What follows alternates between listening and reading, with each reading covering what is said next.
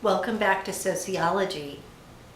I wanted to talk a little bit about socialization today and also do a brief introduction into deviance. And the reason I'm going to tie deviance a bit into this discussion is because socialization is really all about conformity. And that seems kind of like a weird thing to say. It seems strange to think that most of what people do every day is conforming to things that they've learned. I know when I was a young sociology student, I was intrigued by the idea of deviance. I really wanted to find out why people did things that were not the norm. But as I've deepened my study about sociology, I've come to find that a lot of sociology is the study of how we conform to groups that are around us. Now, even though I'm using the word conformity, it doesn't mean that sometimes we don't conform to nonconformist groups, or that we can also conform to deviant subcultures. But let's take a step back and talk about early socialization. Our primary agent of socialization is our family. And our family teaches us the ways to get along in the culture to which we were born. Now that's going to vary for each one of us, because even though we all subscribe to the big picture, the American culture, each of our families have unique and distinct cultures within themselves.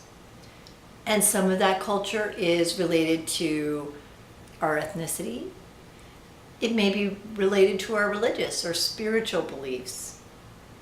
And there might be just things historically in our family that are a part of our culture. Those favorite dishes that we make, the way we celebrate holidays, birthdays, the way we grieve. All of these things are things that we learn about within our family. And they're little microcultures that we learn to conform to. So our family teaches us the way to behave in our family, as well as teaches us the kind of bigger picture. How do we behave in society? Now, after early childhood, we have the school to help us with that a lot too. And the school helps impose more formal rules. It's oftentimes one of our first experiences with bureaucracy or an institution. A hierarchical structure. The school does teach us a lot about how to get along in society, and it teaches us conformity, how to follow those rules in the school, how to do the academics that are being taught. So school, again, is a lot about conformity. In fact, there's very little there's very little in educational teaching about deviance.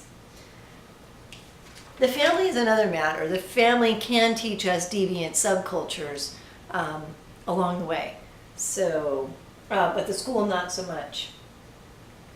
Of course, our peer group is a major agent of socialization. Our peers teach us to conform inside the smaller picture, the small group of peers that we might have. That again is like a microculture. It probably varies from our family culture, which is built on tradition and our ancestors and things like that. The peer culture is one that's contemporary and kind of being formed right in the moment. Another agent of socialization, which is huge, particularly in this time in society, is the mass media. And I know we haven't talked a lot about postmodern theory in this class. I've given you some reading. I know that there hasn't been a lot of utilization of the postmodern theory, but I want to take a moment to think about the effect of the mass media on our understanding about the world.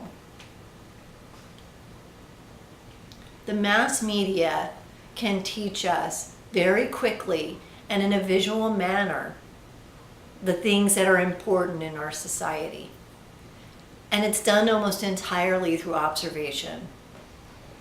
When we're watching TV, we don't necessarily see somebody telling us the way the culture should be. Sometimes we're just observing behavior and we're learning about it. So the mass media is a very important method of socialization. And the postmodern theory teaches us that technology and consumer culture and mass communications can have profound impact on our life.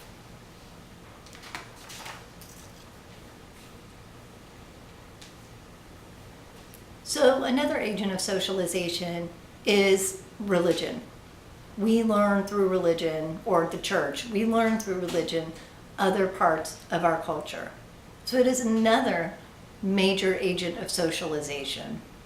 Once again, in that setting, we are learning to act consistently with other people. We're learning to conform.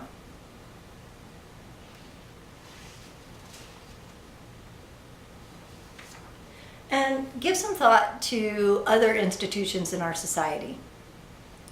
Things like politics and economics.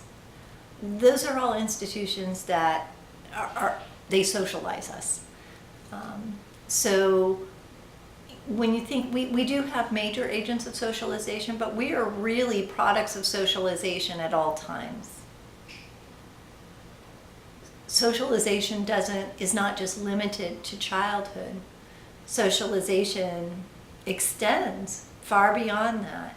Every day we are going through the process of socialization and re-socialization, not just initial socialization. We may know the culture, but for someone of my age, the culture that I learned back from my family isn't really the most relevant culture of today.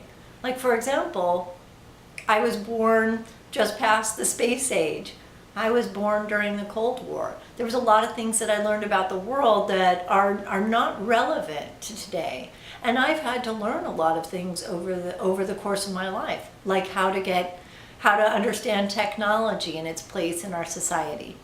Whereas there's plenty of you, I'm sure, in this class who technology and computers have been a part of your entire socialization experience.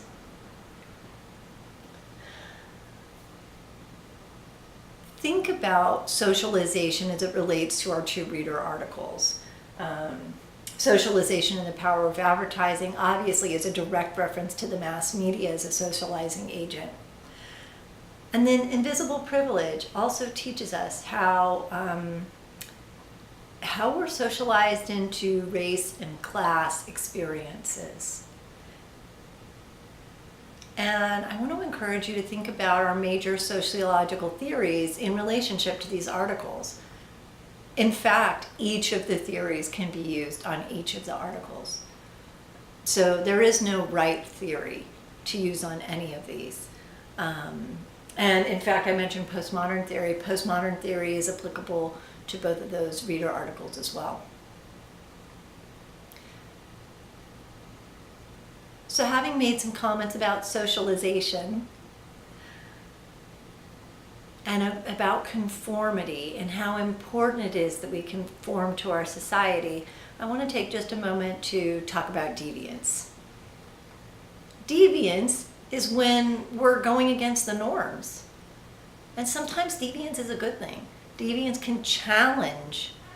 Deviance can be a way to challenge outdated norms. Could be a way to challenge societal processes that are no longer working. But there's an awful lot of deviance that isn't really intended to push the boundaries or modernize society. There's a lot of deviance that happens for other reasons. And we're going to learn about various reasons and theories about deviance in the next lesson.